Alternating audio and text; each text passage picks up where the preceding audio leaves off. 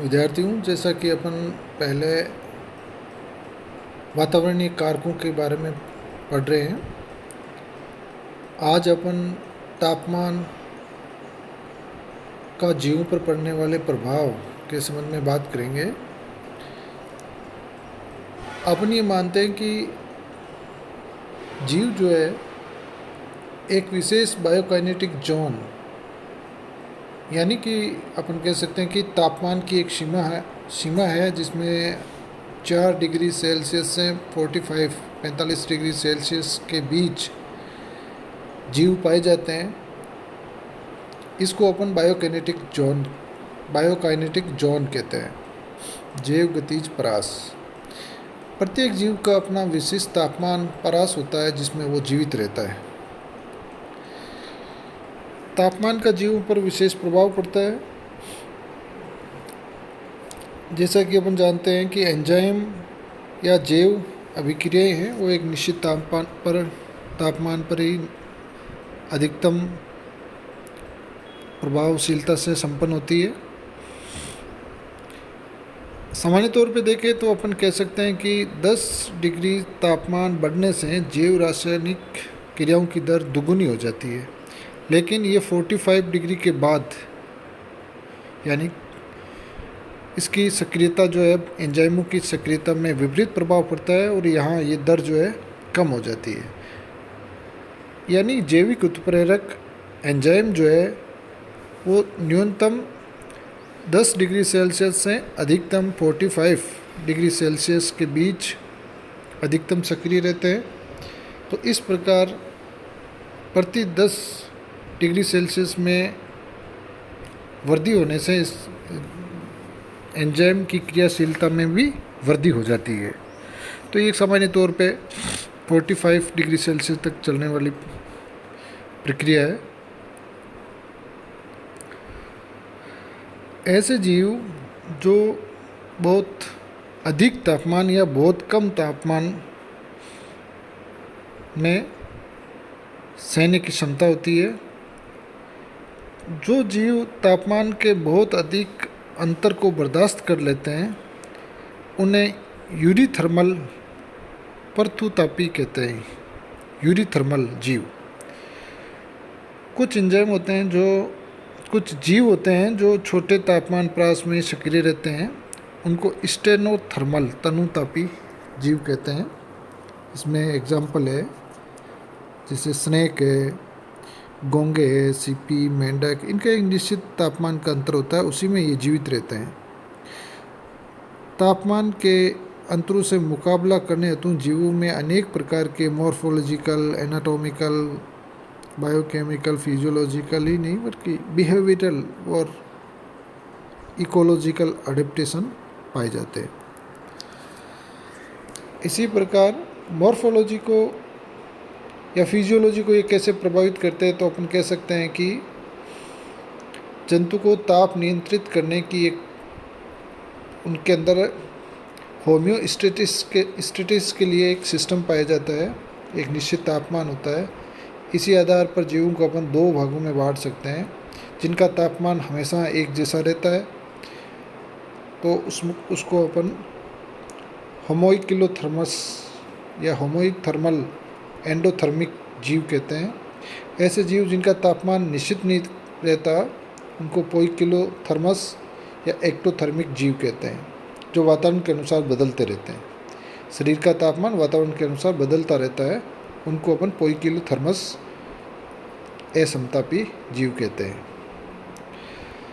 वनस्पतियों में भी इसी प्रकार अपन 4 समूह में वर्गीकृत कर सकते हैं। जैसे मेगाथर्म वे पादप जो वर्ष भर अधिक तापमान का सामना करते हैं, जैसे कि रेगिस्तानी पौधे, ये मेगाथर्म प्लांट्स कहलाते हैं। मेसोथर्म जो वर्ष भर के दौरान कम या ज़्यादा दोनों तापमान का सामना करते हैं। उष्णकटिबंधीय पर्णपाती वन इसी के उदाहरण हैं। इसी प्रकार माइक्रोथर्म ऐसी वनस्पतियाँ जो वर्ष भर निम्न ताप का मुकाबला करती है, कम तापमान में जीवित रहती है। वह शंकुवन, जिनको कॉर्निफेरस फॉरेस्ट कहते हैं, ये इसमें सम्मिलित है। हेकिस्टोथर्म वे वनस्पतियाँ जो अत्यंत कम तापमान पर जीवित रहती है। एल्पाइन फॉरेस्ट इसका एग्जाम्पल है।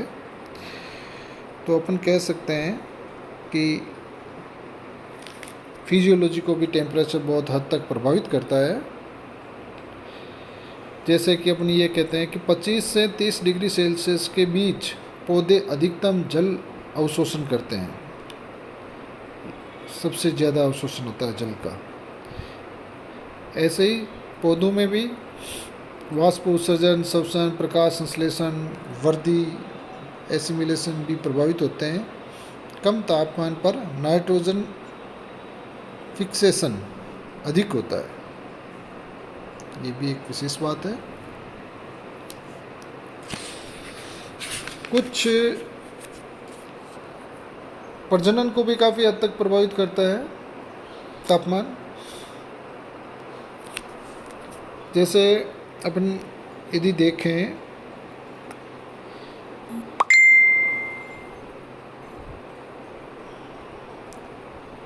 जीनोप्सिला जो प्लेग का वाहक है, उसमें 21 से 25 डिग्री तापमान के मध्य मादा की तुलना में नरों की संख्या अधिक देखी जाती है।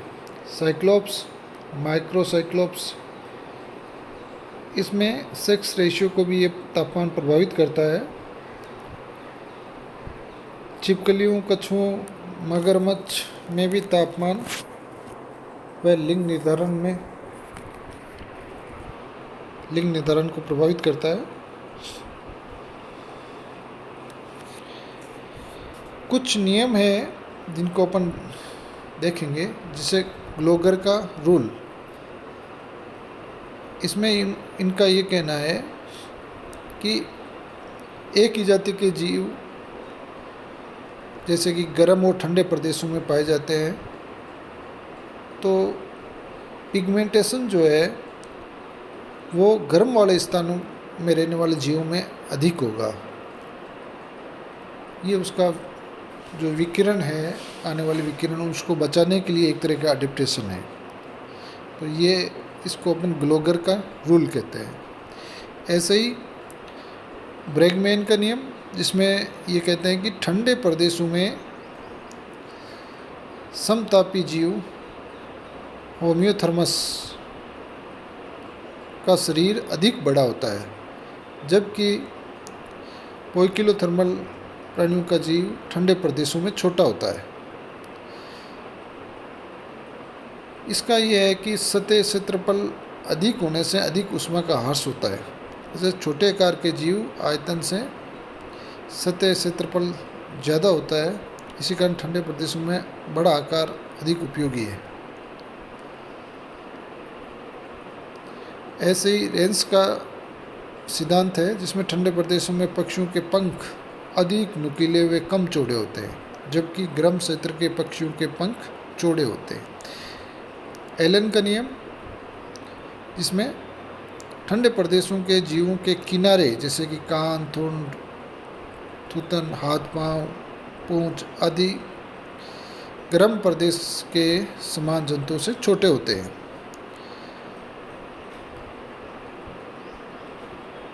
जॉर्डन के नियम के अनुसार अधिक तापमान वाले क्षेत्रों की मछलियों में केंचुरकाओं की संख्या कम पाई जाती है।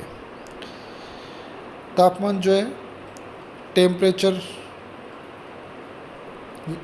डिस्ट्रीब्यूशन, जीवों के डिस्ट्रीब्यूशन को भी प्रभावित करता है। इसी प्रकार अगला जो अपना पॉइंट है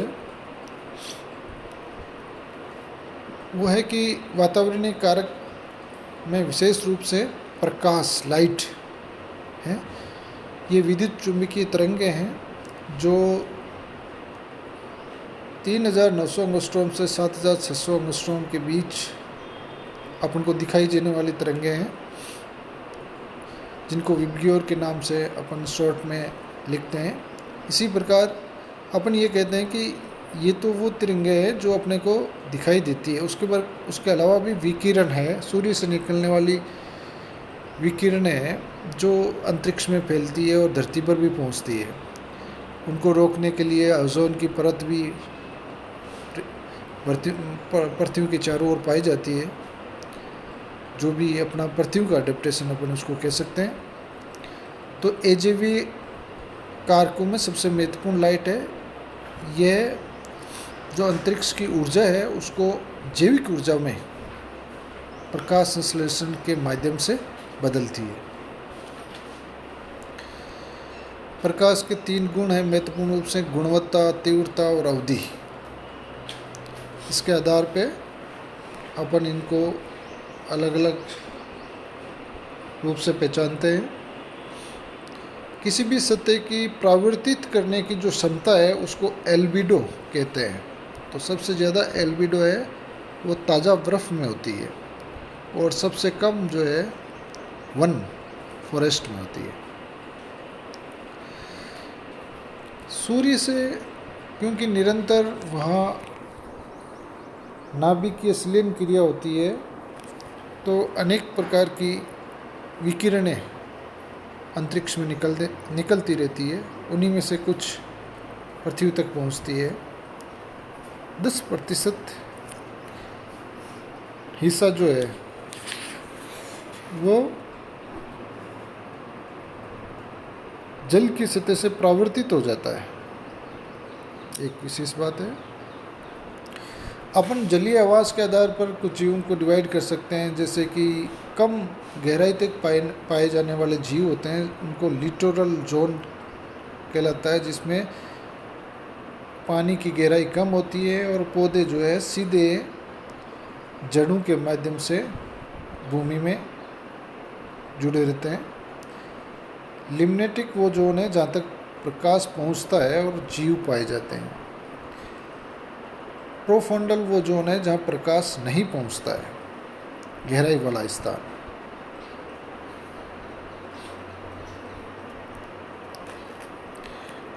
प्रकाश का जीवों पर मुख्य रूप से प्रकाश संश्लेषण की क्रिया द्वारा सबसे ज़्यादा प्रभावित करते हैं,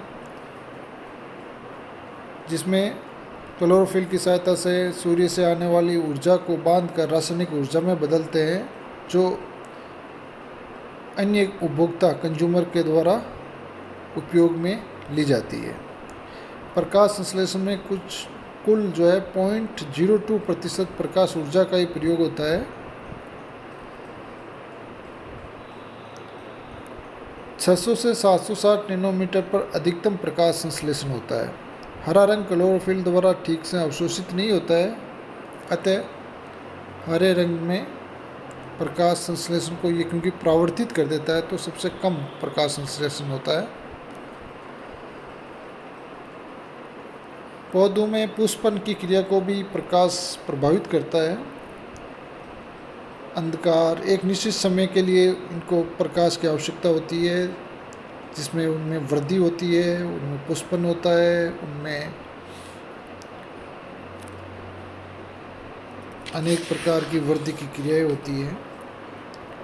अपन इस आधार पे पौधों में पुष्पन के लिए 3 प्रकार के प्लांट्स की बात डिवाइड कर सकते हैं। जैसे लॉन्ग डे प्लांट, जिनको 14 से 16 घंटे तक लाइट चाहिए, जैसे गर्मियों में फूल देने वाले पौधे इसी में सम्मिलित है। शॉर्ट डे प्लांट वो पौधे होते हैं जिनको 12 घंटे से कम अवधि के लिए प्रकाश की आवश्यकता होती है। इसमें सोयाबीन, डेलिया, क्राइसेंथेमम, गुलदाउदी, जैंथियम इस प्रकार की वनस्पतियाँ हैं। डे न्यूट्रल प्लांट वो होते हैं जिनमें वर्ष भर पुष्पन होता रहता है और इनको निश्चित अवधि का कोई इनके लिए सार नहीं होता है, जैसे कि गुलाब है, सदाबहार है। कुछ पौधे होते हैं जो बहुत अधिक धूप बर्दाश्त करने की क्षमता रखते हैं, इनको अपन हेलियोफाइट कहते हैं। छाया पसंद करने वाले पौधों को अपन स्कियोफाइट कहते हैं। कुछ पौधे होते हैं जिनमें तापमान प्रकाश की बहुत कम मात्रा के कारण पीले, कोमल, पतले नज़र आते हैं। इनमें जाइलम विकसित नहीं होता है, इसको इटियोलेशन कहते हैं, पांडुरता। अपन ये कह सकते हैं कि प्रकाश संश्लेषण के बाद उपापचय को भी तापमान प्रभावित करता है। मॉर्फोलॉजी को प्रभावित करता है, जैसे गुफाओं में रहने वाले जीवों का आकार संरचना अलग होती है, बाहर स्वतंत्र रूप से रहने वाले जीव का आकार संरचना अलग होती है। अपने वातावरण के अनुसार ये अपनी सुरक्षा करने की क्षमता विकसित करते हैं, जिसको कैमोफ्लेज कहते हैं। विषैले जंतुओं के समान अपने आकृति को परिवर्तित करने की क्षमता को बेस्टियन मेमिक्री कहते हैं। कलर चेंज, बायोल्यूमिनेंस भी प्रदर्शित करते हैं जीव। इसी प्रकार प्रकाश के आधार पर जीवों में गमन, विन्यास, दिशा खोज, लोकोमोशन, ओरिएंटेशन और नेविगेशन में भी विशेष प्रभाव होता है। जैसे कि जड़ें जो है गुरुत्वाकर्षण की विपरीत दिशा में वृद्धि करती है। वायव्य भाग जो है वो इसके विपरीत धनात्मक प्रकाशानुवर्ती फोटोट्रोपिज्म दिखाता है। जड़ें नेगेटिव फोटोट्रोपिज्म होती है, जबकि वायव्य पार्ट पॉजिटिव फोटोट्रोपिज्म दिखाता है। फोटोटैक्सिस, प्रकाश की ओर उससे दूर गमन को अपन प्रकाशानुचलन कहते हैं, फोटोटैक्सिस कहते हैं। इसे केंचुए प्रकाश से दूर जाना पसंद करते हैं। युगलिना प्रकाश की ओर आना पसंद करता है। अर्थात प्रकाश की मात्रा, प्रकाश के आधार पर पौधों में जो गति पाई जाती है उसको फोटोटैक्सिस कहते हैं। फोटोकाइनेसिस, बहुत से जंतु प्रकाश का उपयोग अपने गतिशील स्थान तक पहुंचने और अपनी दिशा को निर्धारित करने के लिए करते हैं। जैसे कि मछलियाँ निरंतर ऊपर रोशनी की ओर आती रहती है और अपने अतिकर्ण से अपने आप को सीधा रखती है। यदि इनके लेबरिंथ को नष्ट कर दिया जाए तो ये पेंदे पर उल्टा होकर तैरना लग जाती है। तो प्रकाश जो है वो पृष्ठ प्रकाश प्रतिक्रिया के माध्यम से उसकी दशा और उसके विन्यास, ओरिएंटेशन को या उसके फोटोकाइनेसिस को प्रभावित करता है। दिन में उड़ने वाले माइग्रेटरी बर्ड है वो सूर्य की प्रकाश के आधार पर अपनी दिशा खोजते हैं। मधुमक्खी हनी भी सूर्य के प्रकाश के आधार पर या स्थिति के आधार पर भोजन की दिशा और मात्रा को प्रदर्शित करती है। इसी प्रकार प्रजनन को भी और परिवर्तन दोनों को लाइट प्रभावित करता है, प्रकाश प्रभावित करता है। जननांग के विकास, उनका माइग्रेशन, प्रवास, क्योंकि बहुत से जीव होते हैं जो यदि उनको कृत्रिम वातावरण जो प्रजनन के लिए आवश्यक है वो उपलब्ध कराया जाता है तो बेमौसमी जनों का विकास और प्रजनन में रुचि दिखाते हैं। तो अपन उनका ये मान सकते हैं कि एक निश्चित टेम्परेचर में इनका जो है विकास होता है।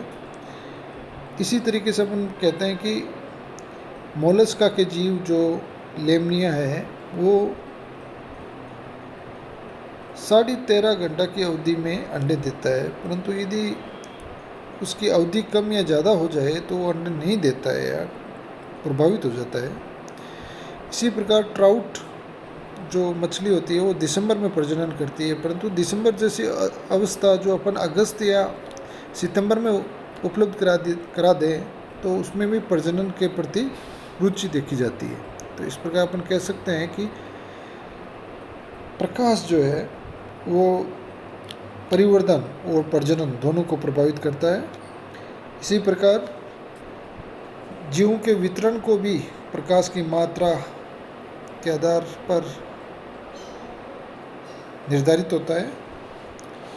लाल भूरे शैवाल समुद्रों में सबसे अधिक गहराई में 70 से 80 मीटर की गहराई में नीचे पाए जाते हैं, जबकि हरे शैवाल ऊपरी भाग में मिलते हैं।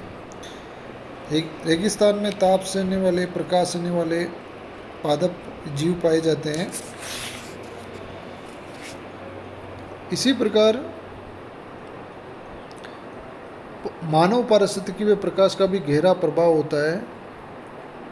मानव उस स्थान पर रहना अधिक पसंद करता है जहाँ उसको ऑडिबल ध्वनि हो, विजुअल वर्ड हो,